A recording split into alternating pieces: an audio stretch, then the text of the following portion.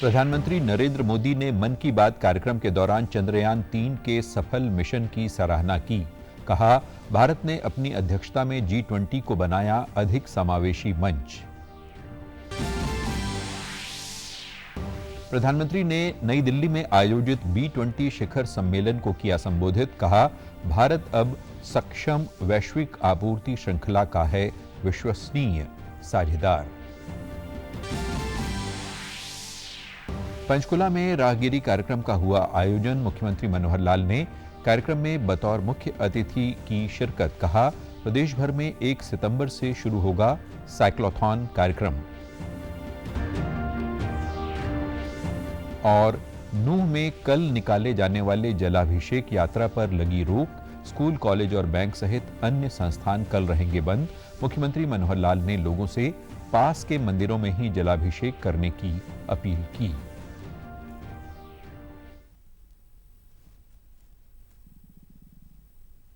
नमस्कार, मैं आशुतोष मिश्रा। अब समाचार विस्तार से। प्रधानमंत्री नरेंद्र मोदी ने मन की बात कार्यक्रम के दौरान राष्ट्र को संबोधित करते हुए चंद्रयान 3 के सफल मिशन की सराहना की। प्रधानमंत्री ने कहा कि मिशन चंद्रयान नए भारत की ऊर्जा और उत्साह का प्रतीक बन गया है, जो हर हाल में जीतना चाहता है और ये भी जानता है कि ये जीत कैसे प्राप्त की जाएगी। उन्होंने कहा कि इस महीने की 23 तारीख को भारत ने साबित कर दिया है कि संकल्प के सूर्य चांद पर भी उदित होते हैं। प्रधानमंत्री ने कहा कि जहां महिलाओं की क्षमता और शक्ति जुड़ी है, असंभव भी संभव बन जाता है। मिशन चंद्रयान भी महिला शक्ति का जीवंत उदाहरण है, क्योंकि अनेक महिला वैज्ञानिक और इंजीनियर सीधे इस मिशन से जुड़ी हैं। उन्होंने कामना की कि देश का अंतरिक्ष क्षेत्र सामूहिक प्रयासों से भविष्य में असंख्य सफलताएं प्राप्त करे। विमेन लेड डेवलपमेंट को राष्ट्रीय चरित्र के रूप में सशक्त करना है। जहां महिला शक्ति का सामर्थ्य जुड़ जाता है, वहां असंभव को भी संभव बनाया जा सकता है। भारत का मिशन चंद्रयान नारी शक्ति का भी जीवंत उदाहरण है। इस पूरे मिशन में अनेकों विमेन साइंटिस्ट और इंजीनियर्स सीधे तौर पर जुड़ी रही हैं।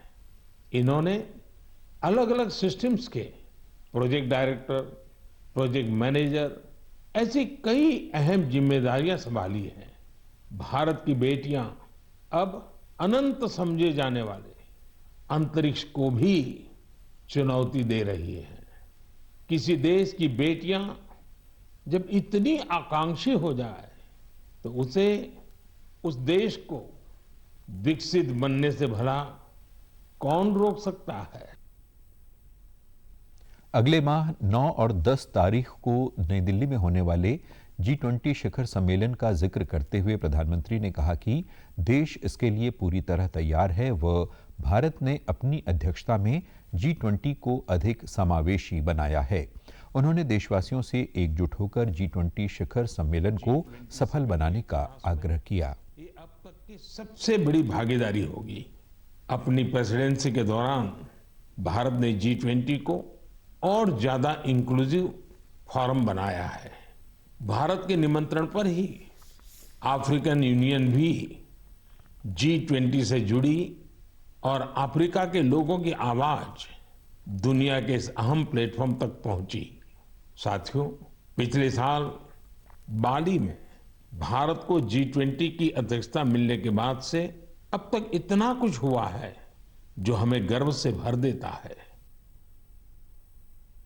भारत की युवा पीढ़ी की क्षमता का उल्लेख करते हुए प्रधानमंत्री ने कहा कि खेलों में युवाओं की सफलता प्रशंसनीय है।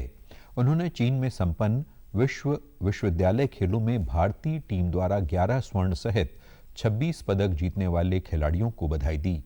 प्रधानमंत्री ने मन की बात कार्यक्रम के दौरान हर घर तिरंगा अभियान को हर मन तिरंगा अभियान बनाने में देशवासियों के प्रयासों की प्रशंसा की और मेरी माटी मेरा देश अभियान का भी उल्लेख किया। हमारे खिलाड़ियों ने देश का परचम लहराया है। कुछ ही दिनों पहले चीन में वर्ल्ड यूनिवर्सिटी गेम्स हुए थे।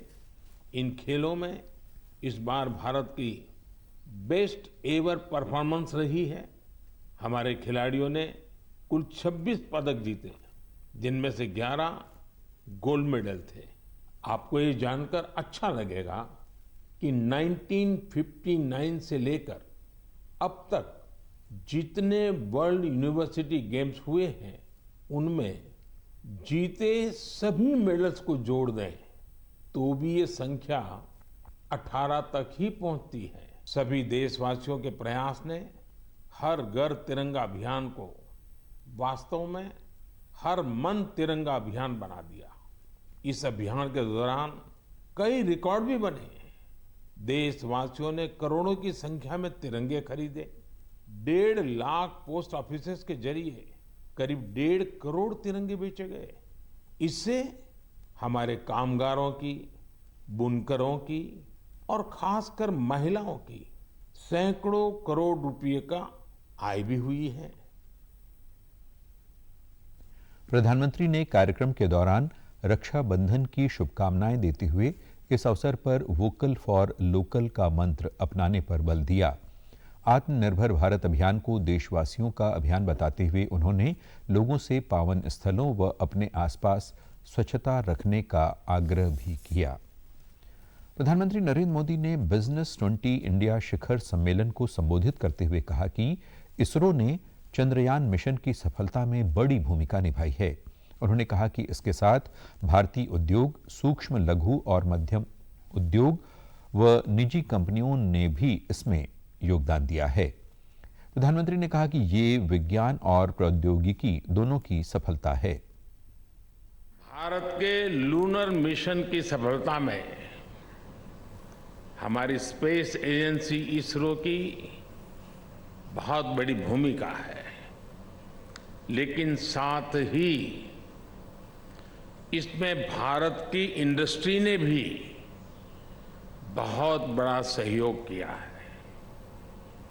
चंद्रयान में यूज किए गए अनेक कंपोनेंट्स हमारी इंडस्ट्री ने, हमारी प्राइवेट कंपनियों ने, हमारे एमएसएमईज ने उसको आवश्यकता के अनुसार तैयार कर समय सीमा पर उपलब्ध कराए हैं।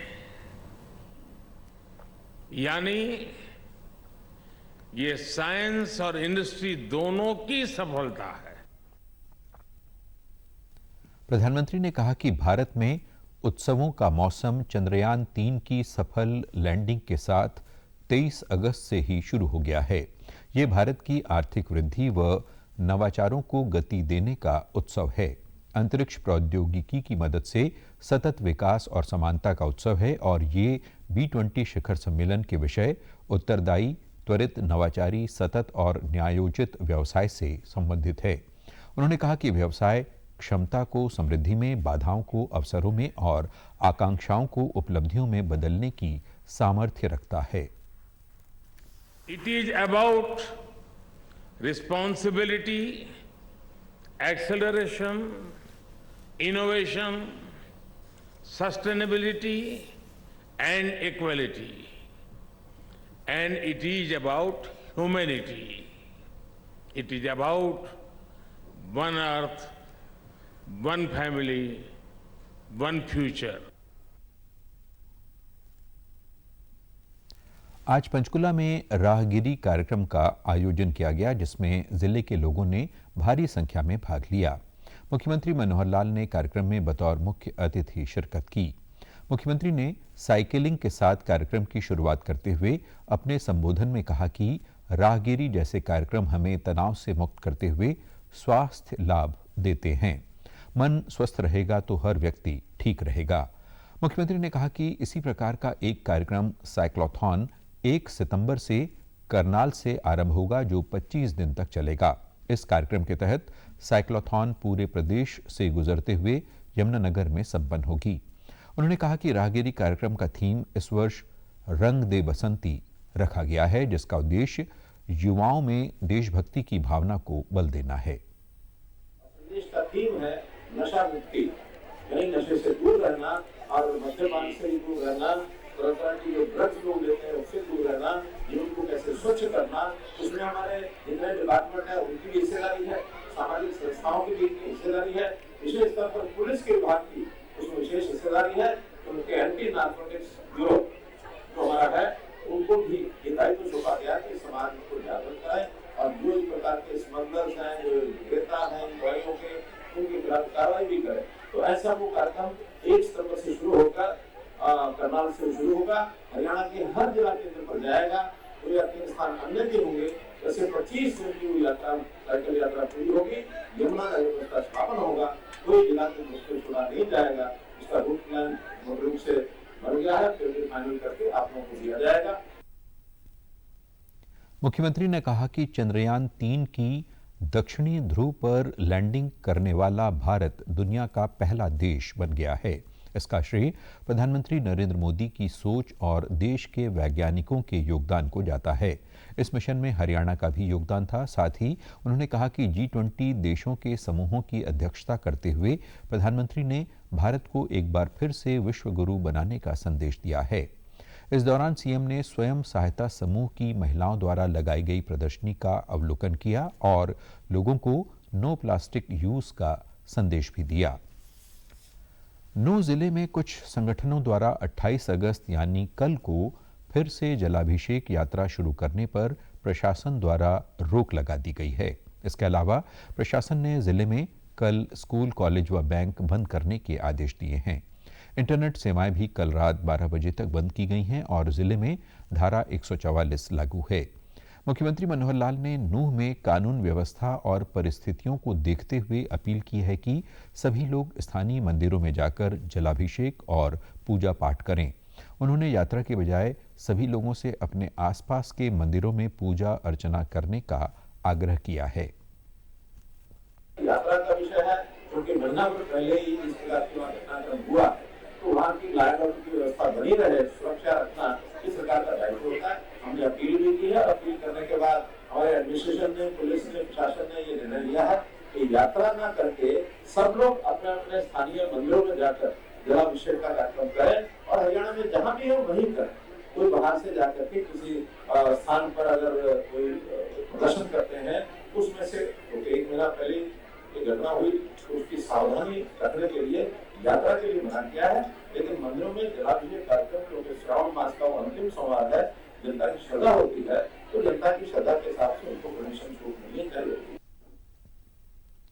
पंजाब के मुख्यमंत्री भगवंत मान द्वारा हरियाणा में राष्ट्रपति शासन लागू करने के जवाब में मुख्यमंत्री मनोहर लाल ने कहा कि हरियाणा की स्थिति पंजाब से बेहतर है, इसलिए पंजाब के सीएम को हरियाणा की चिंता करने की जरूरत नहीं है। अगर हरियाणा की व्यवस्था खराब होती तो उनके ऊपर टिप्पणी नहीं होती। अगर उनके ऊपर टिप्पणी हुई है तो व्यवस्था वहां की खराब है।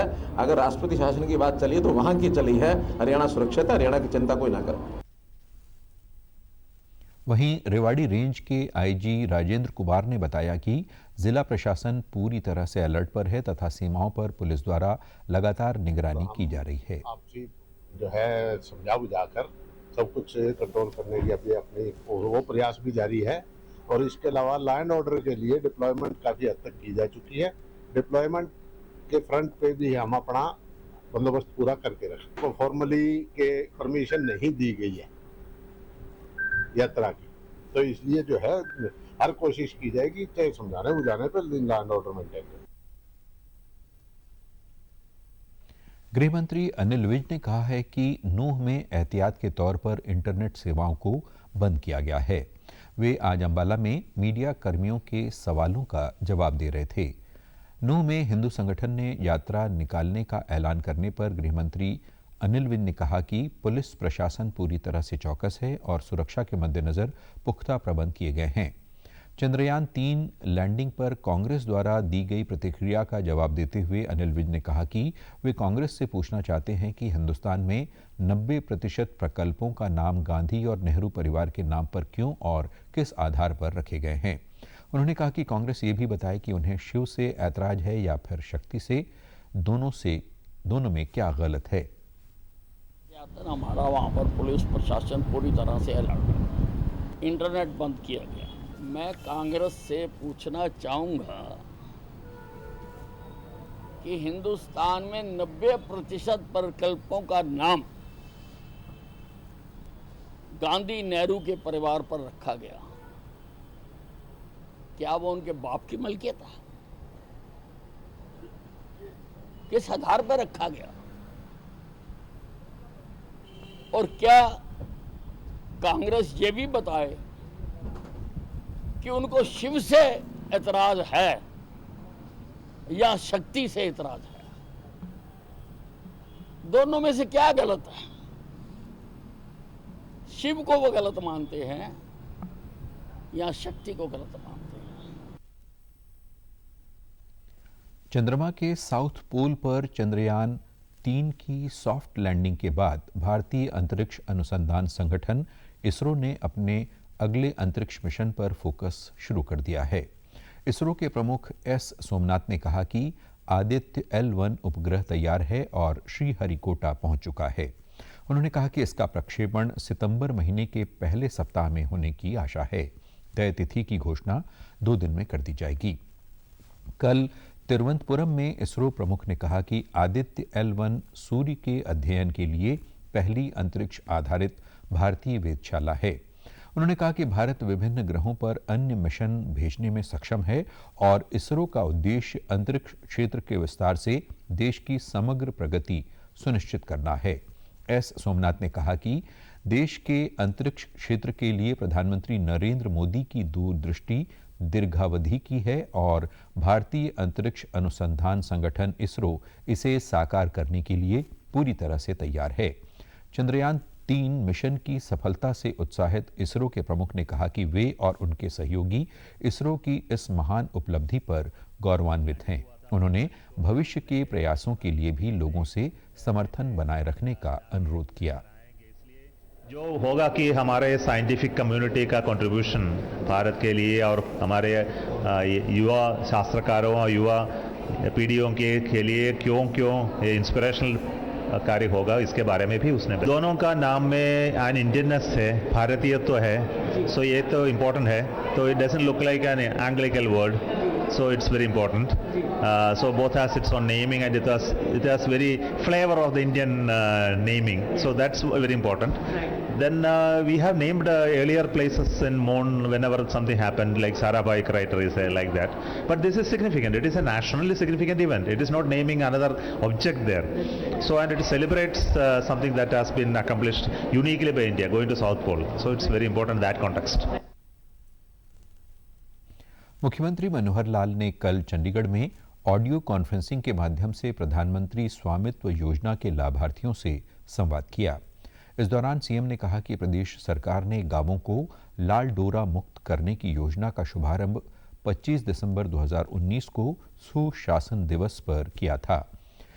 इसके एक माह बाद यानी 26 जनवरी 2020 को गणतंत्र दिवस पर करनाल जिले का सिरसी गांव पहला लाल डोरा मुक्त गांव बना। उन्होंने कहा कि हरियाणा के लिए ये गर्व की बात है कि हमारी इस योजना को पीएम नरेंद्र मोदी ने पूरे देश में प्रधानमंत्री स्वामित्व योजना के नाम से लागू किया। सीएम ने कहा कि आज प्रदेश के सभी गांवों को लाल डोरा मुक्त किया जा चुका है। प्रदेश में अब तक 6,260 गांवों में 25,17,266 प्रॉपर्टी कार्डों को अंतिम रूप दिया गया है। इस वायदों को पूरा करने के लिए हम आगे बढ़े और हमने 26 जनवरी 2020 को जिला करनाल का गांव सिरसी, वहां से ये पहला कार्यक्रम ये लॉन्च किया और एक व्यक्ति को प्रधानमंत्री जी ने स्वयं उनके हाथ में रजिस्ट्री दी कि 6,260 गांव हरियाणा के गांव हैं, जिसमें 25,17,000 ये प्रॉपर्टी कार्ड ये बनाने के लिए हमने उसकी निशानदेही करा करके अंतिम रूप दिया है। और अभी तक उनमें से 24,51,000 कार्ड मालिकों को ये कार्ड दिए भी जा चुके हैं और इन सबको परिवार पहचान पत्र के साथ जोड़ा गया है। और इन कार्डों के वितरण के बाद अब हमारे राजस्व विभाग ने रजिस्ट्री करनी शुरू की है। 4,62,000 संपत्तियों की ये रजिस्ट्री अब तक हो चुकी है। उन्होंने कहा कि जमीन के रिकॉर्ड के आधुनिकीकरण के लिए सरकार ने जमीन की फर्द को भी ऑनलाइन किया है। हमने भूमि विवादों के शीघ्र निपटान के लिए रिमांड की प्रथा को भी खत्म किया है। साथ ही उन्होंने कहा कि जमीन की रजिस्ट्री के लिए ई पंजीकरण प्रणाली शुरू की गई है। पूरे प्रदेश में ई स्टैंपिंग प्रणाली भी सभी तहसीलों में शुरू की गई है। इसी प्रकार पुराने राजस्व रिकॉर्ड को सुरक्षित रखने के लिए उसका डिजिटलीकरण कर सभी जिलों में आधुनिक रिकॉर्ड रूम बनाए गए हैं। उन्होंने कहा कि सरकार ने जमीनों के जबरन अधिग्रहण की प्रथा को समाप्त कर ई भूमि वेब पोर्टल शुरू किया है, जिस पर किसान अपनी जमीन स्वेच्छा से दे सकता है। घंटे बैठना पड़ता है, दिनों दिन इंतजार में कई बार निकल जाते हैं कि आज रजिस्ट्री होगी, कल रजिस्ट्री होगी। तो हमने इसके लिए पूर्व में अपना समय निश्चित करने के लिए ई रजिस्ट्रेशन प्रथा ये लागू की है। स्टाम्प पेपर ये खरीदने पड़ते थे, इस खरीद के बाद भी पैसा भी खर्च ज्यादा होता था, अलग अलग व्यक्तियों के पास जाना पड़ता था। इसके लिए हमने ई स्टाम्पिंग ये कार्यक्रम शुरू किया। तो ई स्टाम्पिंग से ऐसे बहुत से विषयों का ये हमको लाभ हुआ। हमने आधुनिक रिकॉर्ड रूम ये बनाए। आधुनिक रिकॉर्ड रूम बनने के बाद आपको किसी प्रकार का कोई रिकॉर्ड की जरूरत होती है, केवल एक बटन से जानकारी मिल जाती है कि कौन सा रिकॉर्ड कहाँ रखा है। कि जमीन को सरकार को भी अगर खरीदना है, सरकार के किसी विभाग को खरीदना है, तो हमने ई भूमि पोर्टल ये शुरू किया कि ई भूमि पर किसी विभाग को चाहिए वो अपनी जरूरत बता सकते हैं, किसी किसान को, किसी भूमालिक को अपनी जमीन को बेचना है वो पंजीकरण करा सकते हैं। तो हम लोगों ने एक सरल तरीका अपनाया है और अभी तक आपको बताते हुए मुझे खुशी हो रही है कि लगभग 10,000 किसानों ने और 26,000 एकड़ भूमि इसका पंजीकरण करवाया है। मुख्यमंत्री ने कहा कि प्रदेश के गांवों के विकास में हमने पढ़ी लिखी पंचायतों का प्रावधान किया है। प्रदेश के दिव्यांगजन आयुक्त राजकुमार मक्कड़ ने कल सिरसा के बस स्टैंड, बैंकों, स्कूलों सहित अनेक स्थानों पर दिव्यांगों से संबंधित सुविधाओं का जायजा लिया। उन्होंने अधिकारियों को दिव्यांगों के लिए सभी सुविधाएं जल्द से जल्द उपलब्ध करवाने के निर्देश दिए।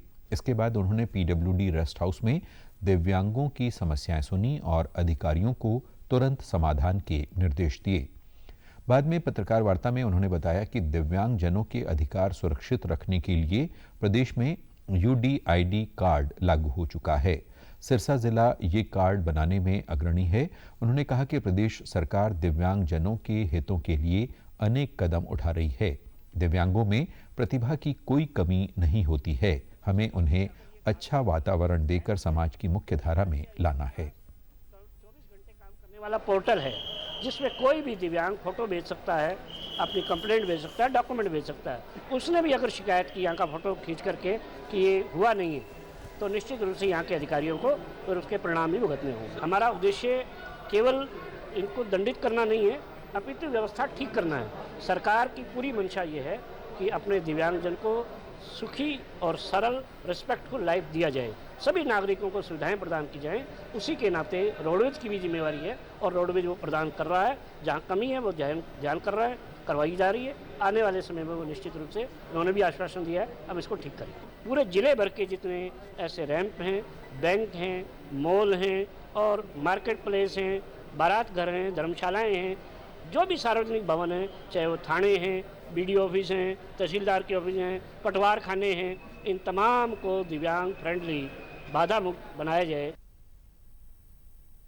इसके अलावा आयुक्त ने खेलों में उत्कृष्ट प्रदर्शन करने वाले दिव्यांग खिलाड़ियों को स्मृति चिन्ह देकर सम्मानित भी किया। करनाल के एक निजी स्कूल के विद्यार्थियों ने 5 क्षुद्र ग्रहों की खोज की है। ये खोज उन्होंने अंतर्राष्ट्रीय खगोलीय खोज सहयोग और नासा की ओर से हुई संयुक्त गतिविधि में ऑनलाइन हिस्सा लेते हुए की, जिसे IASC की ओर से स्वीकृति मिल गई है। स्कूल की प्रिंसिपल ने बताया कि 10वीं कक्षा और के 44 विद्यार्थियों को अभियान के अंतर्गत छात्रों को ब्रह्मांड में स्थिर और परिभ्रमण करने वाले ग्रहों की खोज करने के लिए एक मिशन सौंपा गया था। स्कूल के अश्मित ने एक प्रारंभिक क्षुद्र ग्रह ASH 1982, तो वहीं दीक्षा, आन्या, गरिमा व आकर्ष ने 4 प्रारंभिक क्षुद्र ग्रहों DIK 6789, DIK 4321, HEY 7890 HBS 0864 की खोज की है। वहीं विद्यालय की काउंसलर ने बताया कि विद्यार्थियों ने करीब 1 माह तक विश्लेषण कर इन प्रारंभिक क्षुद्र ग्रहों की खोज की है। अब IASC इसकी कक्षा के संबंध में अनुसंधान करेगा और उसके बाद ये छात्र अपने नाम से इन प्रारंभिक क्षुद्र ग्रहों को पंजीकृत करवा पाएंगे। और इस प्रोग्राम में नासा पार्टनरशिप, पैनस्टार और हवाई टेलीस्कोप से इमेजेस भेजी जाती थी। उन इमेजेस को पढ़ना, उनके स्पीड के बारे में जानना, टेक्निकल इश्यूज को जानना। तो ऑर्गेनाइज ढंग से प्रोजेक्ट वर्क की तरह हमने इस पे काम किया और सबने टाइमली अपनी रिपोर्ट सबमिट की, जिसको जब भी कुछ मिल जाता था कि वो मैम सीधी लाइन में ऐसे जा रहा है, उसकी SNR value and PNR value, some statistical technical details must be counted. वो डिटेल्स भी ये बच्चे चेक कर रहे थे कि वो सीधी लाइन में जाना चाहिए, क्योंकि ऐसे तो ब्रह्मांड में बहुत सारी चीज़ें घूमती हैं। तो उसका एक क्राइटेरिया है कि सिर्फ हमें वही ढूंढने हैं नियर अर्थ ऑब्जेक्ट जो सीधी लाइन में चले। क्षुद्र ग्रहों की खोज करने वाले विद्यार्थियों ने कहा कि कई दिनों की मेहनत के बाद आखिरकार उन्हें कुछ ऐसे खगोलीय पिंडों का पता चला जो अंतरिक्ष में घूम रहे थे। विद्यार्थियों ने कहा कि उन्हें गर्व है कि वे भी विज्ञान के क्षेत्र में कुछ कर पाए हैं। विद्यालय में 3 टीम्स बनाई गई, team CV Raman, team Aryabhatta और टीम APJ अब्दुल कलाम। इन सब टीमों में 10, 11, 12 मेंबर्स थे। हम सब ने मिलकर काम किया और हमारे स्कूल के 44 बच्चों ने मिलकर टोटल 5 प्रिलिमिनरी डिटेक्शंस करी हैं, 5 क्षुद्र ग्रहों की खोज करी है। फर्स्ट ऑफ ऑल मैं मेरे स्कूल और मेरे टीचर्स का थैंक्स कहना चाहता हूँ कि इन्होंने मेरे को इतनी अच्छी अपॉर्चुनिटी दी कि मैं ये काम कर सकूँ। मेरा बचपन से ये सपना था कि मैं बड़ा होकर साइंटिस्ट बनूँ और आज मेरे स्कूल के जैसे शायद ये पूरा भी हो जल्दी। जैसा कि हमने इसमें इमेजेस मिलती थी जो कि पैनस्टार सैटेलाइट से मतलब क्लिक की जाती थी। इन इमेजेस के में हमें कुछ इन्फॉर्मेशन मिली थी जिसे हमें फॉलो करके हमें एस्ट्रॉयड मतलब जैसे कि नियर बाय अर्थ ऑब्जेक्ट ढूंढने होते थे। और खुशी की बात तो यह है कि हमने 5 क्षुद्र ग्रह ढूंढ भी लिए हैं। हमने काफ़ी दिन रात एक करके पूरी मेहनत करके 5 क्षुद्र ग्रहों की खोज की और उसके बाद हमें नासा से सर्टिफिकेशन दी। मेरा बचपन से ही सपना था कि मैं एक साइंटिस्ट बनूं और APJ कलाम सर मेरी बचपन से ही एक मोटिवेशन रहे हैं। मैं उनकी तरह ही स्पेस में एक रॉकेट भेजना चाहता हूं। तो जब चंद्रयान 3 पहुंचा था चांद पर तो मैं बहुत ही ज़्यादा खुश हो गया था। जल शक्ति मंत्रालय ने लघु सिंचाई योजनाओं की 6ठी गणना की रिपोर्ट आज जारी की। इसके अनुसार देश में 2,31,40,000 लघु सिंचाई योजनाएं हैं। इनमें से 2,19,30,000 भूजल और 12,10,000 सतही जल योजनाएं हैं। सबसे अधिक लघु सिंचाई योजनाएं उत्तर प्रदेश में हैं। इसके बाद महाराष्ट्र, मध्य प्रदेश और तमिलनाडु का स्थान है। भूजल योजनाओं में महाराष्ट्र सबसे आगे है। उसके बाद कर्नाटक, तेलंगाना, ओडिशा और झारखंड का स्थान है। पिछली गणना की तुलना में लघु योजनाओं में लगभग 14,20,000 की वृद्धि हुई है। सरकार ने गैर बासमती सफ़ेद चावल के निर्यात को रोकने के लिए अतिरिक्त उपाय लागू किए हैं ताकि गलत वर्गीकरण के माध्यम से बासमती चावल के निर्यात को रोका जा सके। वाणिज्य और उद्योग मंत्रालय ने कृषि और प्रसंस्करण खाद्य उत्पाद निर्यात विकास प्राधिकरण को इससे संबंधित निर्देश दिए हैं और ये प्राधिकरण बासमती निर्यात के लिए उत्तरदायी है। मंत्रालय ने कहा है कि ये आदेश उस बासमती चावल के निर्यात के लिए हैं जो $1,200 प्रति टन से कम दर पर निर्यात किया जाता है।